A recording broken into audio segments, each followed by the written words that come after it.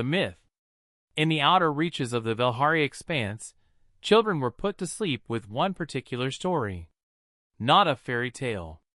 Not a fable. A warning. It was called the Parable of the Burning Ones, a tale passed down through 40 generations of Velhari, Serenti, and Drath civilizations alike. It spoke of a species from a small, wet, unremarkable planet orbiting an average yellow star in the galaxy's unfashionable western spiral. A species that bled and healed. That died and rebuilt.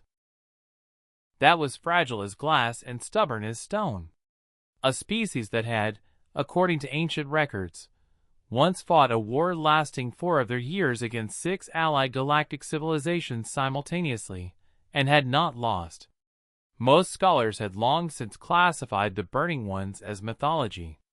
Elder astronomer Talvith of the Velhari High Council had built his entire career arguing otherwise.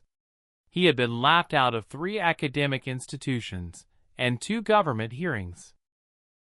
He had 17 published papers and 0 believers.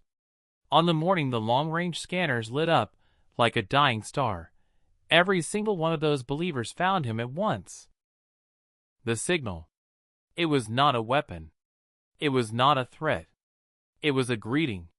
The signal arrived on a frequency so old the Velhari had to dig through archaeological communication archives to find the decoder. When they finally translated it, the message was almost insultingly simple. Hello! We are humanity. We have been away. We are coming home to the galaxy. We hope everyone is well. The High Council chamber went completely silent. Then everyone started talking at the same time. Fleet Admiral Sova, a 7-foot, 4-armed veteran of the Drath border conflicts, pulled up the long-range scanner data with shaking hands. The incoming fleet was vast. Not aggressive in formation, not charging weapons. Just traveling. Calmly. In perfect geometric arrangement, the way something travels when it has absolutely nothing to prove. How many vessels? The council chairman asked. Sova looked at the number twice before answering. 40,000. The archives opened. While the council panicked, Talvith worked. He pulled every fragment of authenticated historical record, not the sanitized public archives, but the sealed military ones that required 3 levels of clearance he had spent 20 years quietly accumulating access to. What he found made the signal feel like a gentle knock on a door that, once opened, revealed an ocean behind it. Humanity had not disappeared. They had expanded. Quietly. Deliberately.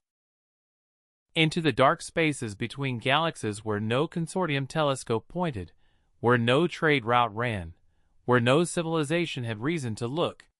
They had spent 800 years building, growing, and most critically, remembering every slight, every suppression, every manipulated setback that had been engineered against them. Talvith read the last entry in the sealed file, a consortium internal memo from 2187 marked urgent/existential threat, and felt cold. The memo was titled, "They were never contained. They were patient." First contact? The lead human vessel was named Endurance. It was the size of a small moon and looked like it had been built to last until the heat death of the universe. When it dropped out of full space above the Velhari home world and hailed the council, the face that appeared on screen was not what anyone expected. Commander Yara Osei was young, absurdly young by Velhari standards, barely 40 of her planet's years. She had warm brown skin, tired eyes, and a coffee cup in her hand. She looked like someone who had been traveling a very long time, and was genuinely happy to have arrived somewhere interesting. "We're not here to conquer," she said, before anyone could speak. "We tried that phase. Didn't suit us." She smiled. "We're here because we missed the neighborhood, and because we heard some civilizations out here had been telling stories about us." She leaned forward slightly. "We'd love to hear them." The Reckoning. The Velhari High Council spent 3 days in emergency session. They debated threat assessments, military readiness, diplomatic protocol, and historical liability. They consulted generals, philosophers, and 3 separate AI strategic models. They argued until voices broke and tempers collapsed.